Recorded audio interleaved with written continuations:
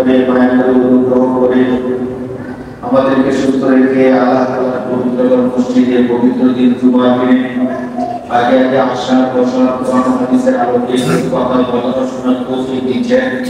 সেরকম কারিমের দরবারে করে প্রাণ করে আওয়াজ করে বলে আলহামদুলিল্লাহ। আল্লাহ শুকরিয়া। আল্লাহ পাক রব্বুল আলামিন আমাদেরকে সুস্থ রেখে আল্লাহ করার জন্য মসজিদে বারবার আসার তৌফিক দিচ্ছেন। আমরা দোয়া করি আল্লাহ তাআলা যেন মৃত্যু পর্যন্ত আমাদেরকে এই মসজিদে আসার তৌফিক দান করেন বলে আমিন। আজকে আমরা কোরআন হাদিসের আলোকে মুসলমানদের জীবনের জন্য অতি গুরুত্বপূর্ণ একটি বিষয় নিয়ে আলোচনা করার চেষ্টা করব। আল্লাহ তাআলা তৌফিক দান করেন। আল্লাহ পাক রব্বুল আলামিন কোরআন শরীফের মধ্যে সম্পর্কে কি বলেন, হাদিসের মধ্যে রাসূল সাল্লাল্লাহু আলাইহি ওয়াসাল্লাম কি বলেন, এই বিষয়গুলি সংক্ষিপ্তভাবে উপস্থাপন করার চেষ্টা করব। মা তৌফিক ইল্লা বিল্লাহ। পৃথিবীর মধ্যে আল্লাহ পাক রব্বুল আলামিন কত সৃষ্টি রাখছেন এই সংখ্যা এর হিসাব একমাত্র আল্লাহই জানেন। একমাত্র কে জানেন? আল্লাহ।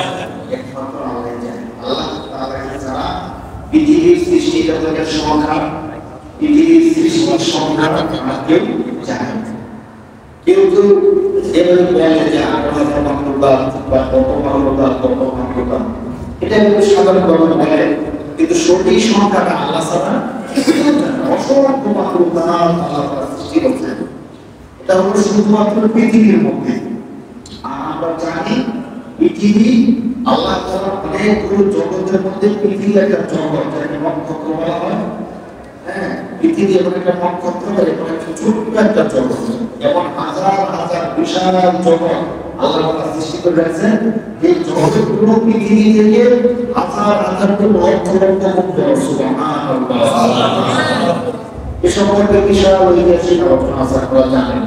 যার কারণে যখন সূরা ফাতিহা আমরা তেলাওয়াত করি, একটু শুরুতেই আমরা বলি আলহামদুলিল্লাহি রাব্বিল আলামিন। আমরা কি বলি বলেন? আলহামদুলিল্লাহ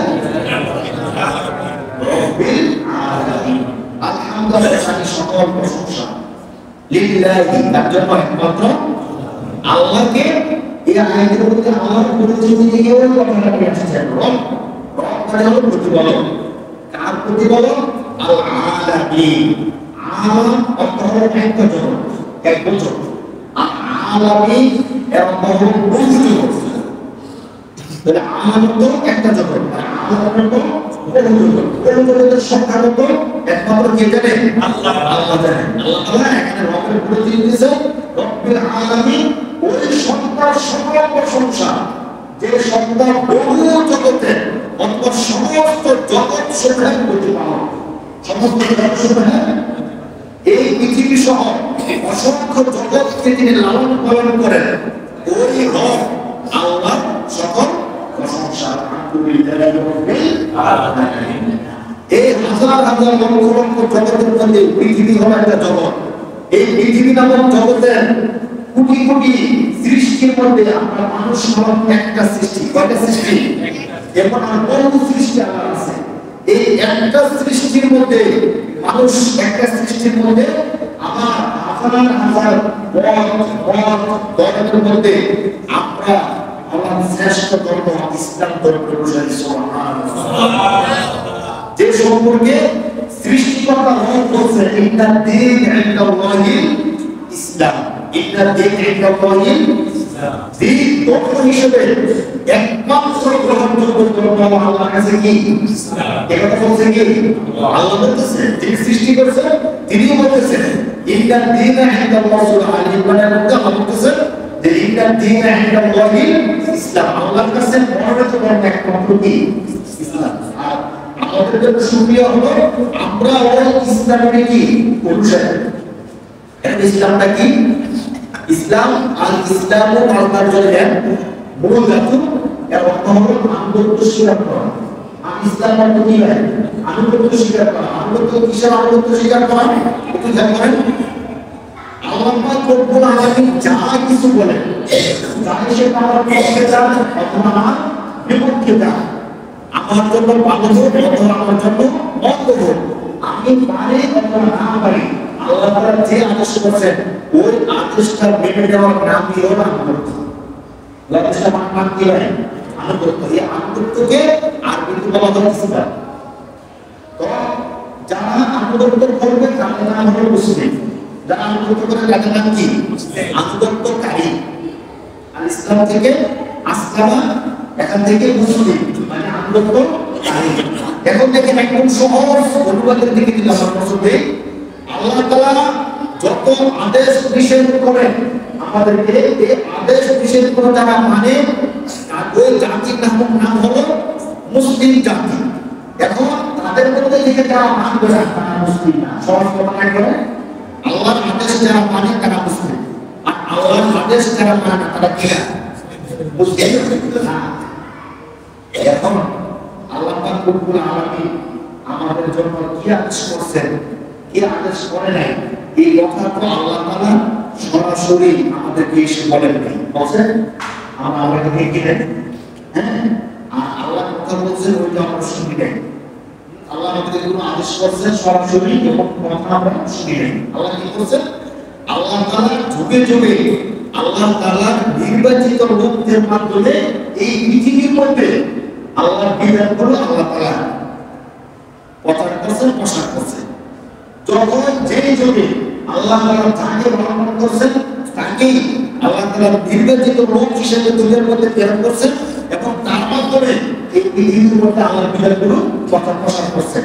দেখেন হযরত আদম আলাইহিস সালাম থেকে নিয়ে একদম শেষ পর্যন্ত আমাদের নবী বিশ্বনবী মুহাম্মদুর রাসূলুল্লাহ সাল্লাল্লাহু আলাইহি ওয়াসাল্লাম এই পর্যন্ত যত নবী আল্লাহ তাআলা দিয়েছেন, প্রত্যেক নবীকে ওই যুগের মধ্যে যে যুগে যে নবী সবচেয়ে বেশি পারফেক্ট ছিল এবং যে নবী কার্যকারিতা যে নবী সবচেয়ে বেশি ওই যুগে ওই নবী দিয়েছে।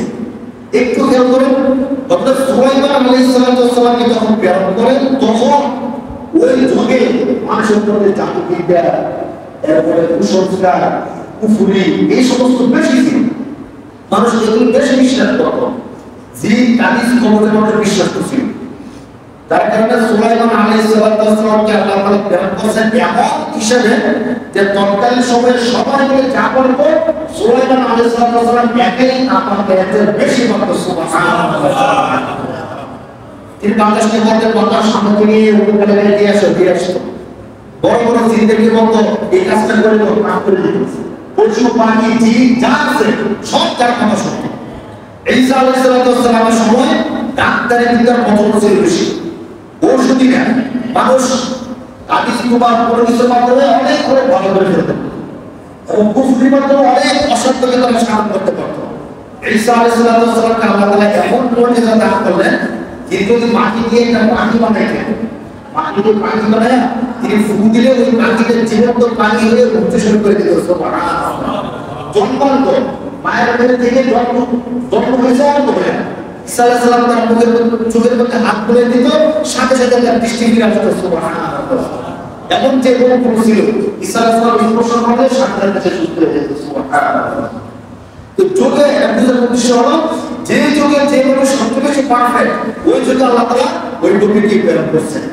এখন যুগে যুগে তো সবার মধ্যে আল্লাহ তাআলা নবী দিয়েছেন এবং ওই নবীরা এসে ওই যুগটাকে কভার করছেন। আমাদের মধ্যে বিশ্ব নবীকে যখন প্রেরণ করবে এরপরে তার কোনো নবী নেই, এরপরে কোনো কি নাই, নবী নেই। তাহলে আমাদের নবীর কোনো যোগ নেই, আমাদের নবীর কোনো কি নাই। যোগ তো হলে ধরেন এখন একটা নবী মানুষ কত বছর, 90 বছর, 100 বছর, এই 100 বছর এই নবীর সময়, এই নবী শেষ মৃত্যুবরণ করবেন, একবার আরেক নবী আসবেন, তখন আরেক নবী যোগ। কিন্তু আমাদের নবী আসার পরে চলে যাওয়ার পরে আর কোনো নবী আসবে? আর কোনো নবী আসবে না। আমাদের নবী মিল কিছু কি নাই, যোগ নাই। আমাদের নবী কোন যুগের জন্য আসছেন? সর্বযুগের জন্য আসছেন। কোন যুগের জন্য আসছেন? সর্বযুগের জন্য আসছেন। যখন আসছেন তখন থেকে একদম কিয়ামত পর্যন্ত যা যা দরকার, মানুষ যা যা বুঝবে, যা যা করবে, এই সব কিছু একসাথে আমাদের নবী সাল্লাল্লাহু আলাইহি ওয়াসাল্লামকে দেওয়া হয়েছিল।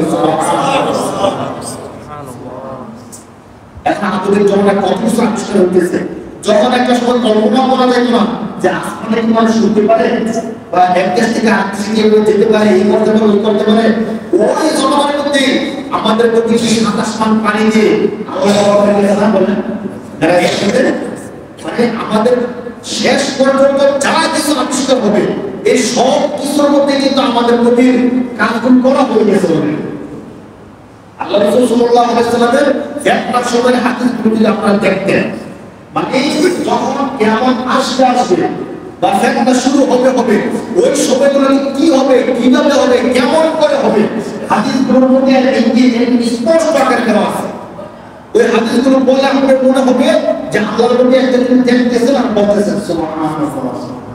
এভাবে সব কিছু আমাদের নবী আমাদেরকে বলে দিয়েছেন। এখন দেখেন আল্লাহ রাসূল সাল্লাল্লাহু আলাইহি ওয়াসাল্লাম পৃথিবীতে আসছেন, আসার পরে দিনের দাওয়াত দিয়েছে, উম্মতের কাজ করছে, কাজ করার পরে নির্দিষ্ট কিছুদিন পরে আল্লাহ তাআলা আমাদের নবীকে আবার নিয়ে গেছেন। আমাদের নবীকে নিয়ে গেছে ঠিক, কিন্তু আমাদের নবীর যে শরীর, আমাদের নবীর যে বিধিবিধান, এই বিধিবিধান কি নিয়ে গেছেন? নিয়ে যায়। আমাদের নবীর বিধিবিধান আল্লাহ তাআলা কোরআনের মাধ্যমে দিয়েছেন। কোরআন শরীফ এখন আছে নাকি না? বলেন কোরআন শরীফ আছে নাকি না? আছে। শুধু আছে এটুকু না, আল্লাহ পাক রব্বুল আলামিন স্পষ্ট করে বলেছেন যে এই কোরআন আমি আল্লাহ নাযিল করেছি এবং আমি আল্লাহ এই কোরআনকে কিয়ামত পর্যন্ত হেফাজতের দায়িত্ব নিয়ে নিয়েছি। সুবহানাল্লাহ। আল্লাহ রাসূল সাল্লাল্লাহু আলাইহি ওয়াসাল্লাম পৃথিবীর মধ্যে আসলেন, উম্মাহকে দিলেন, দাওয়াত দিলেন, মানুষকে দিন বুঝাইলেন, শরীয়ত বুঝাইলেন, কওয়ান বুঝাইলেন, আমল বুঝাইলেন, বুঝানোর পরে চলে গেছেন। কিন্তু রাসূল সাল্লাল্লাহু আলাইহি ওয়াসাল্লাম চলে যাওয়ার পরে আরেকজন রাসূল আসবে কি আসবে না, এই কথাটা প্রথমত বলবেন আল্লাহ। প্রথমত কি বলবেন? আল্লাহ। মানে ধরেন আমাদের এলাকার মধ্যে যদি কোনো শাসক থাকে, এই শাসকের ক্ষমতা শেষ হয়েছে নাকি না হয়েছে এটা প্রধান ব্যক্তি থেকে বলা হবে, এবং যার ক্ষমতা শেষ হয়েছে যখন সে বলবে যে আমার ক্ষমতা কি শেষ, অতএব আমার পরে যে আসবে তোমরা তার অনুসরণ করো। নেতার সিস্টেম এমনটা হয়।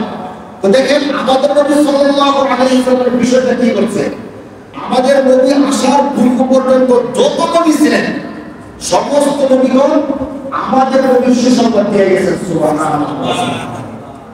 সর্বশেষ ঈসা আলাইহিস সালাম যখন আসলেন, তিনি এসে বললেন আমার কাজ দুইটা। আমার এক নম্বর কাজ হলো বনি ইসরাইলের যে সকল লোকেরা আল্লাহকে ভুলে গেছে, আল্লাহ থেকে দূরে সরে গেছে, তাদেরকে আল্লাহর দিকে ডাকা, আল্লাহর কথা স্মরণ করায় দাও। এটা হলো আমার এক নম্বর কাজ। খেয়াল করেন হযরত ঈসা আলাইহিস সালামের কাজ কয়টা? দুইটা।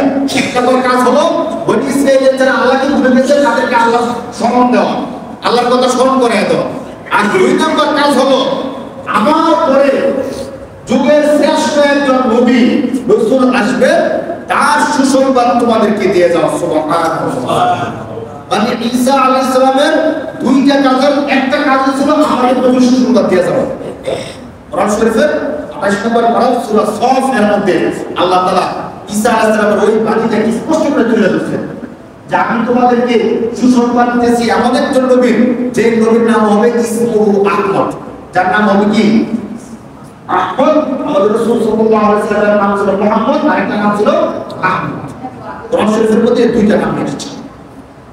তাহলে ঈসা আলাইহিস সালাম আসলেন এবং আমাদের নবী সুসংবাদ দিয়ে গেলেন, চলে গেলেন তিনি। এরপর আমাদের নবী সাল্লাল্লাহু আলাইহি ওয়াসাল্লাম আসছেন, আসার পরে দিনের দাওয়াত দিয়েছেন। যাদের কপাল ভালো তারা আমাদের নবীকে মানছেন, ইসলাম ধর্ম গ্রহণ করেছেন।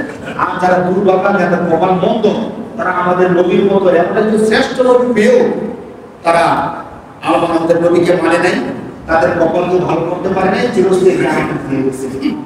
এখন আমাদের নবী সাল্লাল্লাহু আলাইহি ওয়াসাল্লাম এসে আমাদেরকে যে বার্তাটা দিলেন, আল্লাহ রাসূল সাল্লাল্লাহু আলাইহি ওয়াসাল্লাম বলেন ইন্না রিসালাতা ওয়ান নুবুওয়াতা ক্বাদ ইনকাতাত ফালা রাসূলা বা'দি ওয়ালা নাবিয়্যা।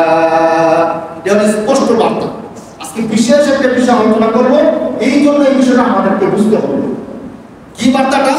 আল্লাহ রাসূল সাল্লাল্লাহু আলাইহি ওয়াসাল্লাম বলেন ইন্না রিসালাতা ওয়ান নুবুওয়াতা, রিসালাত আল্লাহর পক্ষ থেকে বান্দার কাছে আল্লাহ যে নবী প্রেরণ করতেন, যে রিসালাত নবুয়তের যে দায়িত্ব দিতেন, আল্লাহ রাসূল বলতেছেন এই দায়িত্বটা নবুয়ত এবং নবুয়তের দায়িত্বটা, রিসালাত এবং নবুয়তের যে দায়িত্ব আছে এই দায়িত্বটা এটা শেষ হয়ে গেছে। অতএব ফালা রাসূলা বাদি ওয়ালা নাবিয়্যা। সহজ কথা হলো, যেহেতু নবুয়ত এবং রিসালাতের দায়িত্বর কাজ শেষ হয়ে গেছে আমার মাধ্যমে, আমার পরে আর কোন নবীও আসবে না, আর কোন রাসূল আসবে না। সুবহানাল্লাহ। এই কথা বলছেন আমাদের নবী। এই কথা কে বলছেন ভাই? আমাদের নবী। এখন দেখেন ঈমান কাকে বলে? ঈমান তো বলা হয় আল্লাহর কথা মানা, আল্লাহর রাসূলের কথা মানা। ঈমান কাকে বলে ভাই? এটা সহজ কথা বুঝুন। আল্লাহর কথা মানে হলো কোরআন, আর রাসূলের কথা মানে হলো হাদিস। এখন ঈমান হলো আল্লাহর কথা মানা এবং আল্লাহর রাসূলের কথা মানা। এখন আমি যদি মনে করেন আল্লাহর কথা মানলাম কিন্তু রাসূলের কথা মানলাম না, একজন আমি বলছিলাম, তাহলে কি আমি মুমিন হব? আমার ঈমান থাকবে না। কিন্তু আল্লাহর কথা মানলাম, রাসূলের কথা মানলাম, আমার ঈমান নাই। আবার রাসূলের কথা মানলাম, আল্লাহর কথা মানলাম না, আমার কি নাই? ঈমানের জন্য 100% আল্লাহর কথা মানতে হবে, আর রাসূলের কথাও মানতে হবে। ধরেন একটা মানুষ বেঁচে থাকার জন্য আপনাদেরকে একটা প্রশ্ন করি, দুইটা প্রশ্ন করি। এখন প্রশ্নগুলো আপনারা আগে শুনছেন, একটা প্রশ্ন আগে শুনে নেই। একটা মানুষ বেঁচে থাকার জন্য মাথা বেশি জরুরি নাকি রূপ বেশি জরুরি? মানে একটা মানুষ রূপ চলে গেলে মরে যাবো নাকি মাথা চলে গেলে মরে যাবো? যে প্রশ্ন যদি কেউ করে এই প্রশ্ন মানে একটা মানুষের রূপ আছে মাথা নেই, এমন কি সম্ভব? মাথা না থাকলে রূপও থাকবে না। আবার রূপ যদি না থাকে মাথা থাকলে এই মাথার কোনো কার্যকর থাকবো বলেন? মানে রূপ নাই মাথা আছে, এই মাথার কোনো কার্যকর নাই। আবার মাথা নাই রূপ আছে, এমন সম্ভব? সম্ভবই না। মাথা শেষ হয়ে গেলে রূপ শেষ হয়ে যাবে। তাহলে কেউ যদি বলে আমি আল্লাহকে মানি, রাসূলকে মানি না, তো ওই বলার মতো যে আমার রূপ আছে মাথা নাই, অথবা মাথা আছে রূপ নাই, এমন হয়ে গেল বিষয়টা। আরেকটা বিষয় যখন আমাদেরকে বলা হয় যে তুমি কি মাকে বেশি ভালোবাসো নাকি বাবাকে বেশি ভালোবাসো? যদি তুমি মাকে বেশি ভালোবাসি তাহলে বাবার অবদান নেই। এই ছোট থেকে বাবাকে কম কষ্ট করছে বলে বাবা রাগ করবে না? আবার যদি বলি যে বাবাকে বেশি ভালোবাসি তাহলে মা তো যখন আরো বেশি কষ্ট করছে, তখন আমাদেরকে বলতে হবে যে আমি বাবাকে ভালোবাসি। বলেন একজন ন্যায় পরায়ণ মানুষের কথা কি হবে? আমি বাবাকে বেশি ভালোবাসি, তো মাকে অবদান নেই। মাকে বেশি ভালোবাসি, বাবার কি অবদান নেই? বাবা তো অনেক কষ্ট করে এই ছোট থেকে নিয়ে বড় করা পড়ে। ন্যায় পরায়ণ কথাটা কি? আমি বাবাকেও ভালোবাসি, কারণ আমার পিছনে, আমার জন্মের পিছনে আমার মার যেমন অবদান, আমার বাবারও কি অবদান। আমাকে বড় করে তোলার পিছনে আমার বাবার যেমন অবদান, আমার মারও কি অবদান। তো কাছাকাছি প্রশ্ন করুন, ঠিক আমি আমার আল্লাহর কথা যতটা মানি, আমার রাসূলের কথাও ততটা মানি। আমি শুধু আল্লাহকে মানি, রাসূলকে মানি না, বা আমি রাসূলের কথা মানি, আল্লাহর কথা মানি না, অথবা রাসূলের কথা কম মানি, আল্লাহর কথা বেশি মানি, অথবা আল্লাহর কথা বেশি মানি, রাসূলের কথা কম মানি হবে না। আপনি মানলে 100% মানতে হবে।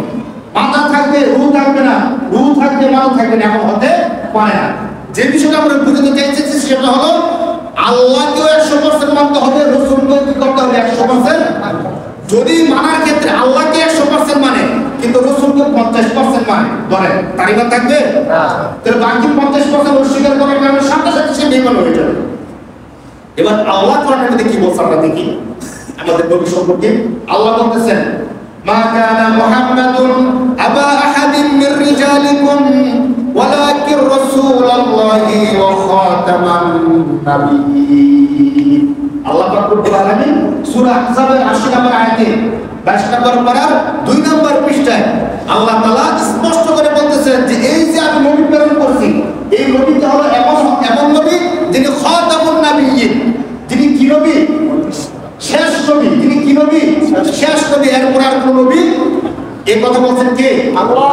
খেয়াল করে আলোচনাটা, এই কথা বলছেন কে? আল্লাহ।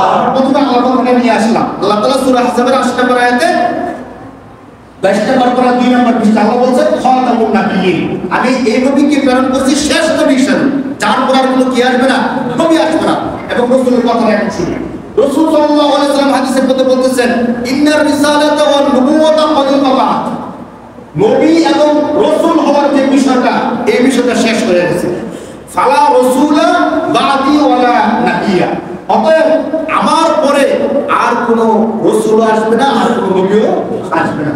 তাহলে আল্লাহ যে কথা বলছেন ওই কথার সাথে নবীর কথার মিল আছে নাকি নাই? আছে। তাহলে আমি যদি মানি আল্লাহর কথা মানতে হবে, রাসূলের কথা কি করতে হবে? মানতে হবে। এখন রাসূল সাল্লাল্লাহু আলাইহি সাল্লাম আরেকটা হাদিস বলছেন, দেখেন আমি স্পষ্ট করতেছি। আল্লাহ রাসূল সাল্লাল্লাহু আলাইহি সাল্লাম বলেন ইন্নাহু সায়াকুলু ফি উম্মতি কাযাবুনা সালাসুনা। আল্লাহ রাসূল বলেন যে আমার উম্মতের মধ্যে আমার পরে অনেকগুলো মিথ্যুক আসবে। আল্লাহ রাসূল সংখ্যাটা বলছেন 30 জন মিথ্যুক আসবে। এই মিথ্যুকরা কি করবে? ইয়াজুমু আন্নাহু নাবিয়্যুন, তারা সবাই মনে করবে যে তারা নবী। তারা কি মনে করবে বলেন? তারা নবী। আল্লাহ রাসূল সাল্লাল্লাহু আলাইহি সাল্লাম বলেছেন ওয়া আনা খাতামুন নাবিয়্যিন লা নাবিয়্যা বা'দি। অথচ আমি হলাম শেষ নবী, আমার পরে আর কোনো নবী। একটু খেয়াল করেন আল্লাহ রাসূলের এই কথাটাতে আর কোনো অস্পষ্টতা আছে? হ্যাঁ, আল্লাহ রাসূল বলেছেন যে আমার পরে অনেকগুলো মিথ্যুক আসবে, তারা মনে করবে তারা নবী, অথচ আমি হলাম শেষ নবী, আমার পরে আর কোনো নবী আসবে না। এই কথার পরেও কেউ যদি নিজেকে নবী দাবি করে, কেউ যদি মনে করে যে আমরা যাকে অনুসরণ করি মানে তিনি হলেন নবী, অথবা সে নিজেকে দাবি করে আমি নবী, সে কি সত্যবাদী নাকি মিথ্যাবাদী? পৃথিবীর মধ্যে যদি চরম মিথ্যুক কেউ থাকে তাহলে সে হলো তাদের মধ্যে একজন চরম মিথ্যুক। ঠিক কিনা বলেন? এখন আসল আলোচনায়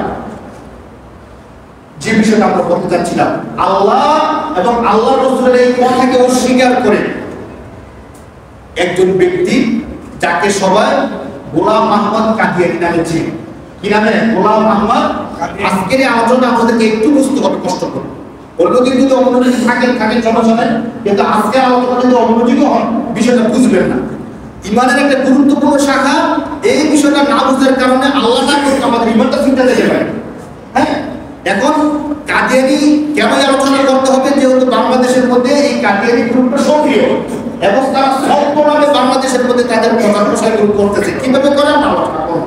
এখন এই মির্জা গোলাম আহমদ কাদিয়ানী একটা সময় এসে সে মনে করলো যে আমি নবী। আমি কি মানুষের মধ্যে সে প্রচার করলো আমি নিজেই কি নবী। তবে প্রথমে সে নবী দাবি করে। সে কে, কোথায় ছিল, কিভাবে দাবিটা করলাম আমরা একটু বিষয়টা বুঝি। তার জন্ম মূলত ভারতে। হ্যাঁ, তার জন্ম কোথায়? মূলত ভারতে সে জন্মগ্রহণ করছে 1800 সনের দিকে, 1840-এর দিকে সে জন্মগ্রহণ করছে। ভারতে গুরুদাসপুর জেলার কাদিয়ানী নামক গ্রামের মধ্যে তার জন্ম। তার পিতার নাম হলো মির্জা গোলাম মুর্তজা। তার পিতার নাম কি? মির্জা গোলাম মুর্তজা। আর তার নাম হলো মির্জা গোলাম আহমদ কাদিয়ানী। এখন সে তার পিতা ছিল তৎকালীন সময় তো আমরা জানি ইংরেজদের শাসন চলছিল প্রায় 200 বছর। ইংরেজ ব্রিটিশ বিরোধীরা আমাদেরকে শাসন করছে। তো তখন 1840-এর দিকে তখন ইংরেজরা শাসন করতেছে আমাদের এই হিন্দুস্তান এলাকাটা। তখন তো বাংলাদেশ পাকিস্তান নামে ভূখণ্ড ছিল না। পরবর্তীতে 47-এ ভাগ হয়, 75-এ গিয়ে স্বাধীনতা হয়, পরবর্তীতে হয়। তো তখন তার পিতা মির্জা গোলাম মুর্তজা ইংরেজদের একজন সেবাদার ছিল। ইংরেজদের অধীনে সে তখন চাকরি করতো এবং সে তখন তাদের ডিপার্টমেন্টের গুরুত্বপূর্ণ একজন ব্যক্তি ছিল। তার ছেলে হলো কে? মির্জা গোলাম আহমদ কাদিয়ানী। সে একটা সময় গিয়ে মনে করলো যে এখন তার কাছে ওহী আসে এবং সে শ্রেষ্ঠ কোনো একটা কিছু। তার পিছনের সবচেয়ে বেশি ভূমিকা রাখছে ইংরেজরা। ইংরেজরা যখন দেখছে যে মুসলমানদেরকে বিভক্ত করা যাচ্ছে না, মুসলমানদের মধ্যে দাঙ্গা হাঙ্গামা সৃষ্টি করা যাচ্ছে না, তখন ওই যে মির্জা গোলাম মুর্তজার ছেলে মির্জা গোলাম আহমদ কাদিয়ানী তাকে কোটি কোটি টাকা দিয়ে তাদের তত্ত্বাবধানে রেখে প্রশিক্ষণ দিয়ে তাকে বললো যে তুমি এই কাজগুলো করবো যাতে করে মুসলমানদের মধ্যে বিভেদ সৃষ্টি হয়, মুসলমানদের মধ্যে একটা ফেতনা সৃষ্টি করে দেওয়া যায়। সম্পূর্ণ ইংরেজদের অর্থায়নে মির্জা গোলাম আহমদ কাদিয়ানী পরিচালিত হয়েছে, লালিত পালিত হয়েছে। হওয়ার পরে নির্দিষ্ট একটা সময় যখন হয়েছে, সে তখন নিজেকে প্রথম সংস্কারক দাবি করে। সে বলে আমি হলাম এই যুগের সংস্কারক, মানুষকে সঠিক কাজের সন্ধান দেবো, বেঠিক কাজ থেকে ফিরে আসবো, আমি সংস্কারক। যে সংস্কারক দিয়ে তার চলে না। সংস্কারক কয়দিন মানুষ মানে? সংস্কার ছোট একটা জিনিস, সংস্কার করে ঠিক আছে না, কিছুদিন যাওয়ার পরে সে কিভাবে তার দোকান জানটা বিস্তার করছে। দেখেন একটা মুসলমানকে যদি বলে এই তুমি নামাজ ছেড়ে দেবো, নামাজ ছাড়বো, ইমান ছেড়ে দেবো, কেউ ছাড়বো? একটা লোক যে দাঁড়ায় বলে আমি নবী, আমাকে মানো, কেউ মানবে? মানবে না। এই জন্য সে প্রথমে নবী বলে নেয়, প্রথমে বলছে আমি সংস্কার, মহান এবং সংস্কার, আমাকে তোমরা সবাই মানো। এখন টাকা পয়সা দিয়ে সে কিছু অনুসারী তৈরি করছে এবং এলাকায় এলাকায় সে তার এই সংস্কারকের দাওয়াতটা পৌঁছে গেছে।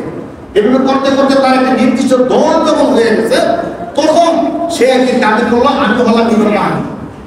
শেষ জমানায় যে ইমাম মাহদী আসার প্রতীক্ষা তোমরা করতেছ, ওই ইমাম মাহদী আমি নিজে। এখন তার অনুসারী যারা আছে তার সাথে চলতে চলতে অনেক মন্তব্য এমন থাকে জানেন, তারা বলে যে আমরা যারা অনুসরণ করি সে যদি জাহান্নামে যায় আমরাও জাহান্নামে যাব, বলে নাউজুবিল্লাহ। নাউজুবিল্লাহ। বীরের মুরিদ লেখক থাকে নাউজুবিল্লাহ, এমন কথা আমরা বলবো।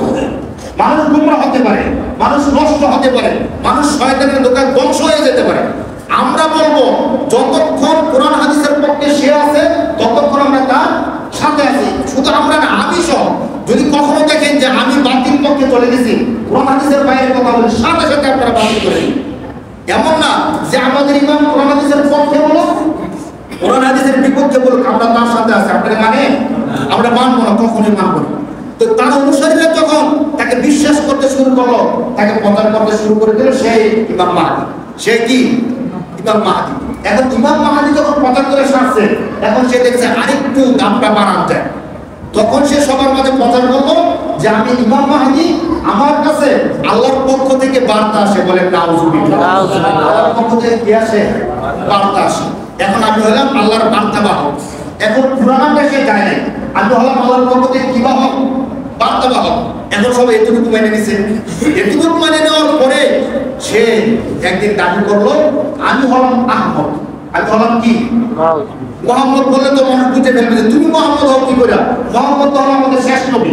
তা আমাদের নবীর নাম যে আহমদ, অনেকে জানে, অনেকে জানে আমাদের নবীর নাম কি?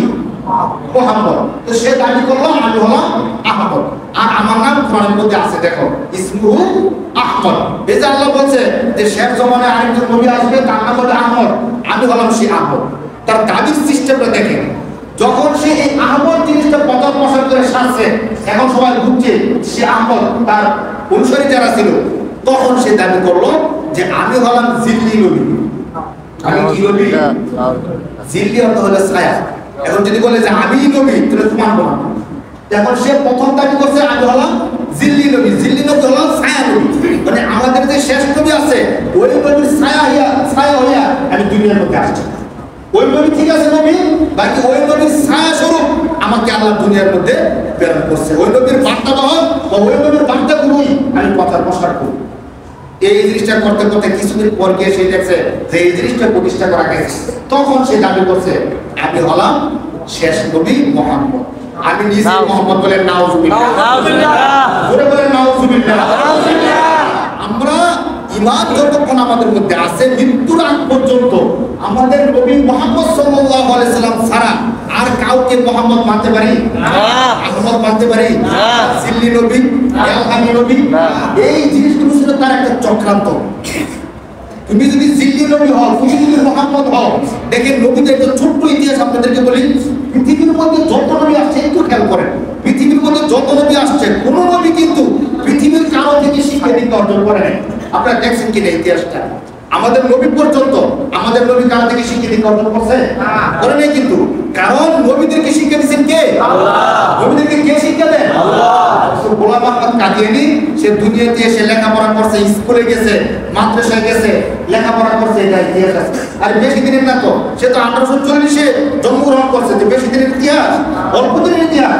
সে নিজে বলতেছে যে मेरे बाप ने मुझे फारसी सिखाने के लिए एक फारसी खा नौकर नियुक्त दिया।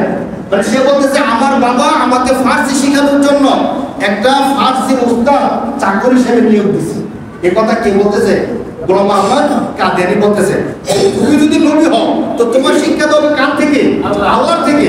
তো ফারসি পারো না, আরেকজনের থেকে বসে বসে ফারসি শিখতে হয়েছে এবং আরবি শিখছে, ভুল আরবি শিখছে। তার যে বইগুলো ছিল ওই বইয়ের মধ্যে অসংখ্য ভুল ধরা হয়েছে এবং শেষ পর্যন্ত সে দাবি করছে আমার উপর আল্লাহ তাআলা 20 পারা কোরআন নাযিল করছে। বলেন নাউজুবিল্লাহ।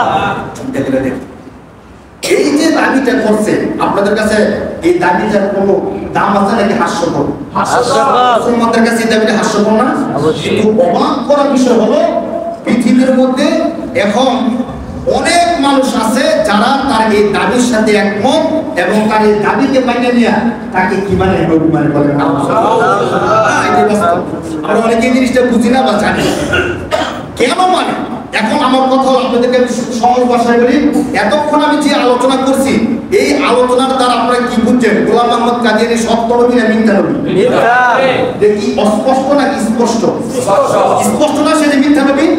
গোলাম মোহাম্মদ কাদিয়ানী যে মিথ্যা নবী, আজকে এখন যেমন দিন এটা যেমন স্পষ্ট, সূর্য চাঁদ সূর্য যেমন স্পষ্ট, গোলাম মোহাম্মদ কাদিয়ানী যে মিথ্যা নবী এটা তার চেয়েও বেশি স্পষ্ট, ঠিক কিনা বলেন? এখন এত বেশি স্পষ্ট হওয়ার পরেও মানুষ কেন তাকে মানে? মানুষ তাকে মানে সে ভারতের মধ্যে জন্মগ্রহণ করতে ভারতের যারা মানে শুধু এমন না, বাংলাদেশের মধ্যে এমন অনেক জনগণ আছে যারা তাকে মানে, তার অনুসরণ করে। এবং কাদিয়ানি হয়েছে তো তার গ্রামের নাম কাদিয়ানি এই জন্য তার নাম শেষে লাগাই দিয়েছে কি মির্জা গোলাম মোহাম্মদ কাদিয়ানি। তো এখন তাদেরকে মানে কেউ, আপনাদেরকে আমি ছোট্ট একটা গল্প বলবো তাহলে সহজে বুঝবেন তাদেরকে কেন মানে। আমাদের নবী শেষ নবী এবং এই কথাটা যে মানবে না তার ঈমান শেষ। একটা কাফের সারা জীবন মরার পরে সারা জীবন যেমন জাহান্নামী, কেউ যদি আমাদের নবীকে শেষ নবী না মানে সে মরার পরে সারা জীবনের জন্য কি একমত, সমস্ত মুসলমান একমত। একটা কাফের মৃত্যুবরণ করলে সে চিরস্থায়ী জাহান্নামী। ঠিক আমাদের নবীকে কেউ যদি শুধু শেষ নবী মানলো না, নাকি সব মানছে, আমাদের নবী শেষ নবী শুধু এতটুকু মানে নাই, তাহলে সেও চিরস্থায়ী জাহান্নামী। এরপরও কেন তাকে মানে? কারণ সে যখন মানুষের সামনে উপস্থাপন করে তার অনুসারীরা মানুষকে যখন দাওয়াত দেয় তখন এই কথা বলে না যে আমরা শেষ নবীকে অস্বীকার করছি আর আমাদের গোলাম মোহাম্মদ কাদিয়ানীকে নবী বলি, এই কথা বলে না। আস্তে আস্তে মানুষকে ডাইভার্ট করে সে যেভাবে করছে ঠিক ওইভাবে একটা মানুষকে বুঝাতে এক সময় তারা অনুসরণ করে। আর প্রথম তারা সব কিছু ছদ্মবেশে উপস্থাপন করে। দেখেন তাদের জামাতের নাম কি? আমাদের দেশে তো অনেক জামাতের অনেক নাম আছে না? তাদের জামাতের নাম হলো আহমদিয়া মুসলিম জামাত। তাদের দলের বাংলাদেশে যারা কার্যক্রম করে দলের নাম কি বলে? একটু নামটা শুনে রাখেন, পরবর্তীতে কাজে লাগবে। আহমদিয়া মুসলিম জামাত। তো তারা কিন্তু যদি বলতো যে আমরা শেষ নবীকে অস্বীকার করি, আমরা কি নবী মানি, আমরা কি তার অনুসরণ করবো? করবে না, সাধারণ মানুষ করবে না। কিন্তু নামটা দিছি কি আহমদিয়া মুসলিম জামাত। তো তুমি কি আহমদিয়া মুসলিম জামাতে আসবে নাকি আসবে না? তো সে বলতো আহমদিয়া মুসলিম জামাত, যেহেতু মুসলিম আছে না, তো মুসলিম তো খারাপ কিছু না, আমরাও মুসলিম, ওই তো মুসলিম, মানতে সমস্যা কি? তখন মেনে যায়। ওনার গ্রামে একটা গল্প বলছিল যে এক এলাকার মধ্যে দূর থেকে একটা যুবক আসছে কাজ করার জন্য। তো সে দীর্ঘদিন যখন কাজ করতেছে, ওই বাড়িতে একটা বুড়ি থাকতো, বুড়ির একটা নাতনি ছিল, সুন্দরী একটা নাতনি। তো ওই যে যুবকের সাথে নাতনির সাথে গভীর একটা সম্পর্ক তৈরি হয়ে গেছে, যার কারণে যুবক কিছুদিন পর পরেই বুড়ির বাড়িতে আসে। তো বুড়ি একদিন জিজ্ঞেস করতেছে, ওই তুমি আমার বাড়িতে আসো, তোমার নাম কি? তো বলছে আমার নাম নাতিন জামাই। তার নাম কি বলে? নামে সুন্দর নাম না? তো বুড়ি তো খেয়াল করছে না নাতিন জামাই নাম রাখতে পারে, তার নাম রাখছে নাতিন জামাই। আমাদের দেশে অনেকে নাম রাখে না, আঙ্গুর মিষ্টি কত কিছু নাম রাখে, আকাশ বৃষ্টি সৃষ্টি। তো সে বলতে জিজ্ঞেস করছে তোমার নাম কি? তো আমার নাম হলো, বলে নাম কি তার? নাতিন জামাই। তো বুড়ি তার নাতিন জামাই বলে ডাকে।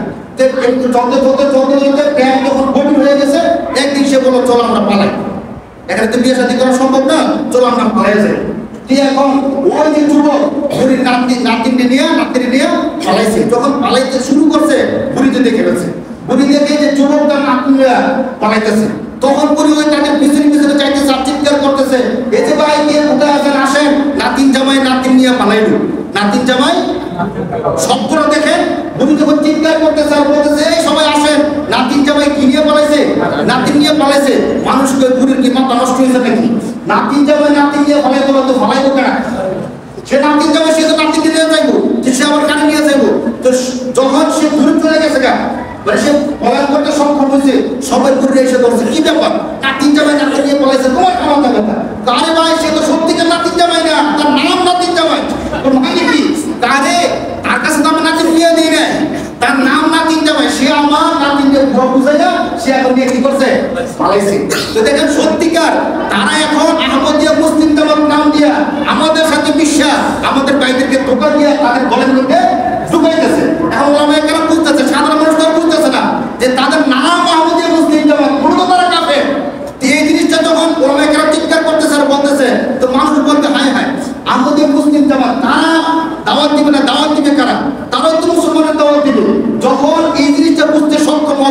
যারে তারা নামে আহমদিয়া মুসলিম জামাত, মূলত তারা কাদিয়ানি, মূলত তারা কাফের, তখন সময় শেষ হয়ে গেল। তখন তার কিছু করার নাই। অধিকাংশ সময় মাইন্ডে ফেললে তখন তো চিৎকার করে লাভ হবে না। দেখেন এখন এমন হয়ে গেছে যে আহমদিয়া মুসলিম জামাত তাদেরকে কাফের ঘোষণা করার জন্য ওলামায়ে কেরামগণ সহ তৌহিদি মুসলমান সবাই সোচ্চার, কিন্তু মানুষ বিষয়টা বুঝতেছে না। তারা আহমদিয়া মুসলিম জামাত তাদেরকে কাফের বলবে কেন? বিষয়টা এমন হতেছে না বলেন? আর সরকারও তাদেরকে কাফের ঘোষণা করতেছে না, করতেছে। যদি আমরা বলতেছি যে নবীর পরে নবী নেই, সংসদে আইন চাই, এটা কি কার্যকর হইতেছে? হইতেছে না। অথচ এই বাংলাদেশের সমস্ত মুসলমানদের প্রাণের দাবি, হৃদয়ের দাবি যে নবীর পরে নবী নেই, সংসদে আপনারা চান কি চান না বলেন? নবী নাই, সংসদে কি চাই? আইন চাই। এই আইনটা অবশ্যই করতে হবে এবং এই আইনটা অবশ্যই হোক। কেন হোক? আরে হিন্দুরা কাফের, আমরা যে দাবি তুলি, হিন্দুরা কাফের দাবি তুলি, তারা কাফের কাফের মতো বসবাস করতেছে। কিন্তু কাদিয়ানি কাফের এই দাবিটা কেন তুলি? তারা কাফের হওয়া সত্ত্বেও আমাদের মধ্যে মুসলমানের নাম দিয়ে থাকতেছে। সে নাতির জামাই না, নাতিনে বিয়া করে নাই, কিন্তু তার নাম দিয়েছে কি নাতির জামাই। তারা মুসলমান না, কাফের, কিন্তু আমাদের মধ্যে বসবাস করতেছে কি নাম দিয়া?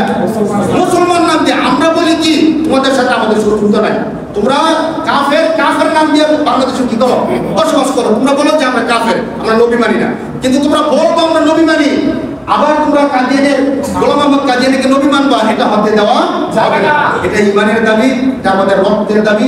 একটা মুসলমান যতক্ষণ পর্যন্ত বেঁচে থাকবে, একটা আশিক নবী, আশিক রাসূল যতক্ষণ পর্যন্ত বেঁচে থাকবে, ততক্ষণ পর্যন্ত নবীর অপমান হবে, নবীর মান ক্ষুণ্ণ হবে, এমন কোনো কাজ করতে দেওয়া যায় না। কারণ নবীর পরে যদি সে নবী দাবি করে, এটা মানা, এটা আমাদের নবীর একটা অপমান না বলেন? আমাদের নবী বলছে আমার পরে নবী নাই, তারা বলে নবী আছে, তাহলে আমাদের কথা, আমাদের নবীর কথাকে স্বীকার করলো না অস্বীকার করলো? আমাদের নবীর কথাকে অস্বীকার করলে আমাদের নবীর অপমান, এটা বলেন? আমাদের নবীর কথাকে ভুল সাব্যস্ত করে তারা এখানে বসবাস করতেছে। অর্থাৎ আমরা বলবো আমাদের প্রাণের দাবি, তাদেরকে অবশ্যই কাফের ঘোষণা করতেই হবে বাংলাদেশের মধ্যে, এবং সারা বাংলাদেশের সমস্ত মুসলমানদের সোচ্চার হয়েছে। আপনারা জানেন আগামীকাল ঢাকা শহরের উদ্যানের মধ্যে 9 কোটিকায় বিশাল সমাবেশ হবে। সারা বাংলাদেশ থেকে সমস্ত তৌহিদি জনতা আশিক রাসূলগণ একসাথে হবে, নবীর পরে নবী নেই, সংসদে আইন চাই, এই দাবি আমরা বাস্তবায়ন করি ইনশাআল্লাহ। আপনাদের প্রতি দাওয়াত রইল, আপনারা সবাই সেখানে অংশগ্রহণ করবেন। এটা কোনো পলিটিক্যাল পার্টি না। বাংলাদেশের মধ্যে যত পার্টি আছে, যত দলমত আছে, সমস্ত দল মত নির্বিশেষে এই দাবিটা সমস্ত মুসলমানের। এই দাবিটা কারা বলে? যে বলে আমি মুসলমান, যে বলে আমি আশিক রাসূল, আমি নবীর উম্মত, এই দাবিটা তার। এটা কোনো দলের না, কোনো মতের না, কোনো পক্ষের না। সে সুন্নি কিনা ওয়াহাবি কিনা কোনো কিছু না। সে যদি বলে আমি মুসলমান, সে যদি বলে আমি শেষ নবীর উম্মত, তাহলে তার একটা দাবি যে আমাদের নবীর কোনো আর কোনো নবী নাই। তো সবার দাবি কিনে বলেন, এই দাবিটা আমরা অবশ্যই হৃদয় থেকে ধারণ করি। আর গোলাম আহমদ কাদিয়ানির যে ইতিহাসটা বললাম, তারা বাংলাদেশ সহ বিশ্বের অনেক দেশের মধ্যে এই চক্রান্তটা চালাচ্ছে। আমরা নিজেরা সতর্ক হই, মানুষকে বোঝানোর চেষ্টা করি, অন্তত এটুকু বোঝেন আমাদের নবী শেষ নবী। বলেন এই কথাটা, আমাদের নবী শেষ নবী, এবং আমাদের নবীর পরে আর কোনো নবী আসবে না। আমাদের নবীর পরে আর কোনো নবী আসবে না। আমরা এই কথা যদি বলি তাহলে আমি মুমিন।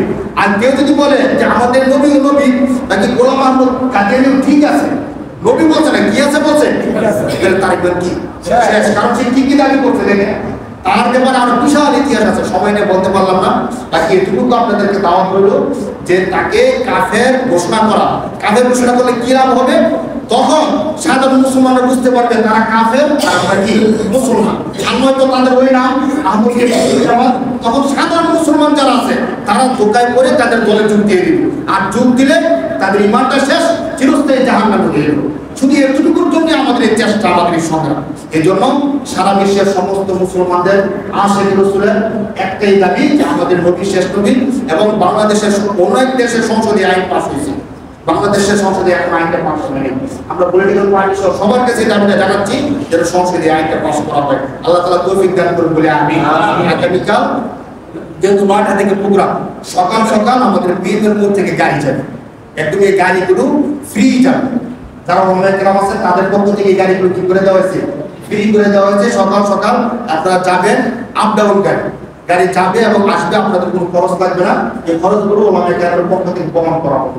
আপনারা সবাই যাবেন, আত্মীয় স্বজন আশেপাশে যারা আছে সবাইকে নিয়ে যাবেন, এবং এই কাজটা আঞ্জাম দিতে গিয়ে ওলামায়ে কেরামের হাজার হাজার টাকা খরচ হয়ে গেল। ওলামায়ে কেরাম হিসাব করছেন সিদ্দিরগঞ্জের থানায় প্রায় 40-50 হাজার টাকা খরচ। তো এই কাজে আমাদের ধরেন আমরা সবাই যেতে পারবো এবং নাও হতে পারে, অনেকে যেতে পারবো অনেকে যেতে পারবো না, কিন্তু আর্থিকভাবে শরীর থাকার একটা সুযোগ আছে।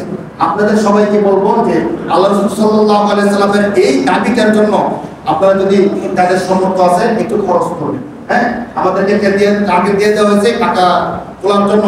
তারপরে যারা আছেন নামাজ শেষ করার পরে সবাই কম বেশি 100 টাকা পারেন, 500 টাকা, 1000 টাকা আপনারা মসজিদে দিয়ে যাবেন। এই টাকাটা ওখানে খরচ করা হবে। যদি হাসরের দিন আল্লাহ রাসূল আমাদেরকে জিজ্ঞেস করে যে আমার নবুয়তের জন্য তুমি কি করছো, আমরা যদি এটুকু করতে পারি, তেমন কিছু করতে না পারলেও ওলামায়ে কেরামের কথা আমরা এটুকু প্রতিবাদ করছি বা এটুকু সহযোগিতা করছি। আপনাদের সবার কাছে একটাই দাবি থাকবে যে এখানে আমার কথা যারা যারা শুনছেন কেউ যেন বাদ না থাকে, যতটুকু পারেন ততটুকু সহযোগিতা করবেন। নিজে যাবেন, আত্মীয় স্বজন যারা আছে সবাইকে নিয়ে যাবেন। আগামীকাল সকাল 7টার দিকে রওনা দিবেন, বিএমের মোড় থাকবেন, 9টা বাজে অনুষ্ঠান শুরু হয়ে যাবে। আল্লাহ তাআলা আমাদের সবাইকে তৌফিক দান করুন, আমিন। যারা সুন্নাত করে নেন সুন্নাত